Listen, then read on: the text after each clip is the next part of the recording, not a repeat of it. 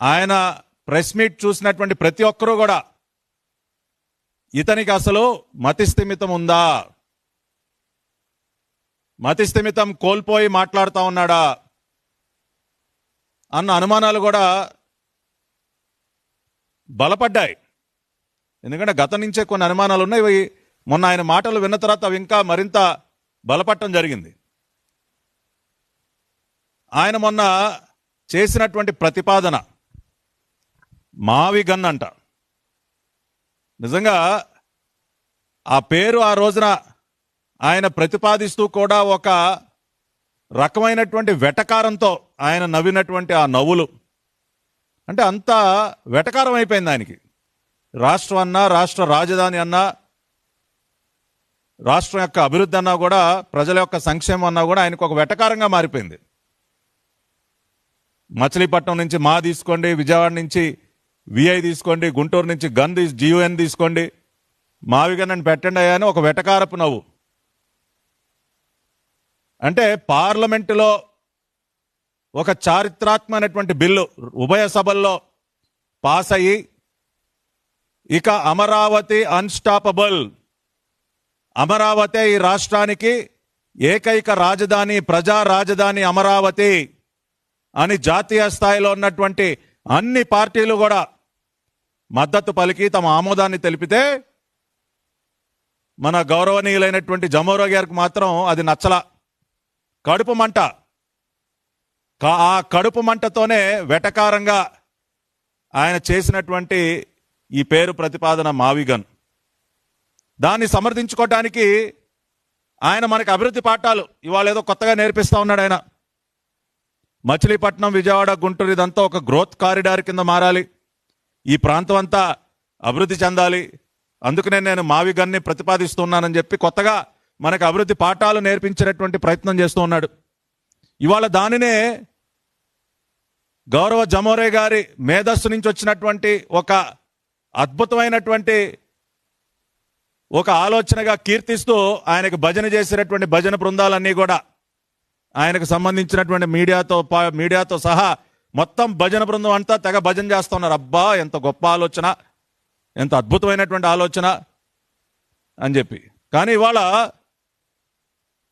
గౌరవ జమోరే గారికి, అదేవిధంగా ఆయన భజన బృందానికి, అయ్యా మీరు ఇవాళ కొత్తగా మీరు ఆవిష్కరించి మీరేదో మాకు అభివృద్ధి పాఠాలు చెప్పాల్సినటువంటి అవసరం లేదు.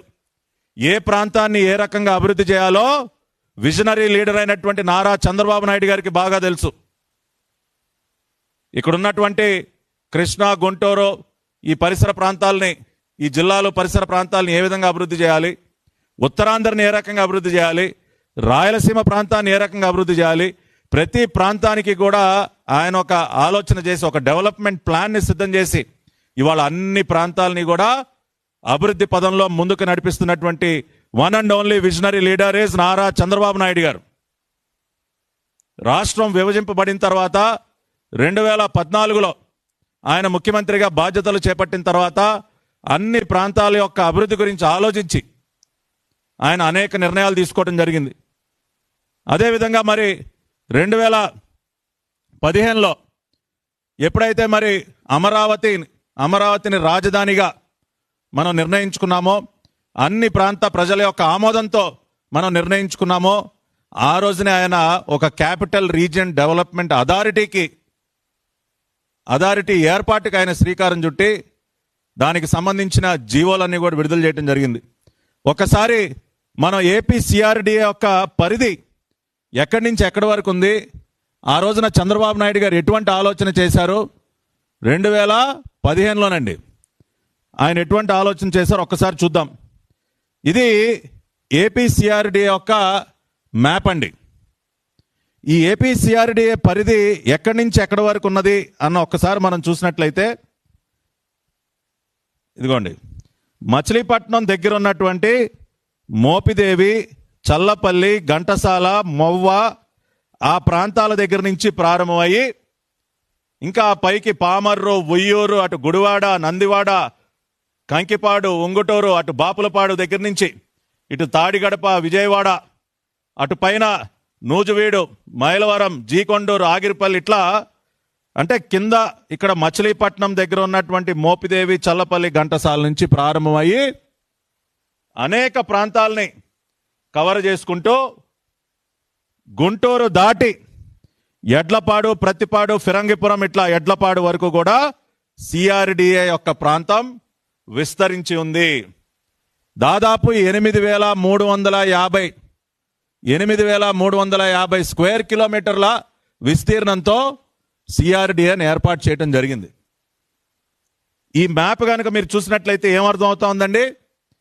ఏపీ సిఆర్డిఏ యొక్క పరిధి ఎక్కడి నుంచి ఎక్కడి వరకు ఉంది? మచిలీపట్నం దగ్గర నుంచి అటు గుంటూరు దాటి ఎడ్లపాడు వరకు ఏపీ సిఆర్డిఏ యొక్క పరిధిని 2015లోనే నిర్ణయించడం జరిగింది. మచిలీపట్నం దగ్గర ఉన్నటువంటి మోపిదేవి, చల్లపల్లి, ఘంటసాల ఈ ప్రాంతాల దగ్గర నుంచి మొదలయ్యి గుంటూరు దాటి ఎడ్లపాడు వరకు 8,350 కిలోమీటర్ల విస్తీర్ణంతో ఏపీ సిఆర్డిఏ ఏర్పాటు చేయడం జరిగింది. That is the vision of Nara Chandrababu Naidu గారు. ఇవాళ గౌరవ జమోరే గారు మనకి వాళ్ళ కొత్తగా ఏదో పాఠాలు నేర్పించే ప్రయత్నం చేస్తా ఉన్నారు. మచిలీపట్నం, విజయవాడ, గుంటూరు ప్రాంతాలు అభివృద్ధి చెందాలి, ఇది గ్రోత్ కారిడార్గా ఏర్పడాలి అని ఇవాళ మనకి పాఠాలు చెప్పే ప్రయత్నం చేస్తున్నటువంటి గౌరవనీయులైనటువంటి జమోరే గారు, మీరు ఒక్కసారి ఏపీ సిఆర్డిఏ మ్యాప్ చూడండి సార్. ఒకసారి AP capital region development authority map చూడండి. మీరు మ్యాప్ చూస్తే నారా చంద్రబాబు నాయుడు గారి విజన్ ఏంటో మీకు అర్థమవుతుంది. మీరు అవేమి చూసే టైం మనకు ఉండదు. అభివృద్ధికి సంబంధించి, డెవలప్మెంట్ సంబంధించి, అన్ని ప్రాంతాల అభివృద్ధికి సంబంధించి ఆలోచనలు కానీ వాటిపైన సమయం గడిపేటటువంటి ఓపిక కానీ మీకెక్కడ ఉంది సార్? ఎంతసేపు ఏ ప్రాంతంలో ఎంత దోచుకుందామన్న ఆలోచన తప్పితే మీకు నిజంగా కూడా రాష్ట్రంలో ఉన్నటువంటి అన్ని ప్రాంతాల అభివృద్ధి పైన మీకు ఫోకస్ ఎక్కడుంది? అందుకని ఇప్పటికైనా చంద్రబాబు నాయుడు గారి ఆలోచన 2015లోనే ఆయన విజన్ ఏంటో ఏపీ సిఆర్డిఏ ఏర్పాటుకు సంబంధించి దాని యొక్క పరిధికి సంబంధించి మ్యాపులు చూస్తే ఇవాళ మీరు కొత్తగా మాకు పాఠాలు చెప్పే అవసరం ఉండదు మిస్టర్ జమోరే గారు. కాబట్టి ఒకసారి చూడండి, ఆయనకి భజన చేసేటటువంటి భజన బృందాలు, అసలు అద్భుతమైనటువంటి ఆలోచన, రాష్ట్రం మొత్తం ఇదే చర్చ. ఏంటండి మీరు ఇవాళ అద్భుతమైనటువంటి ఆలోచన చేసేది?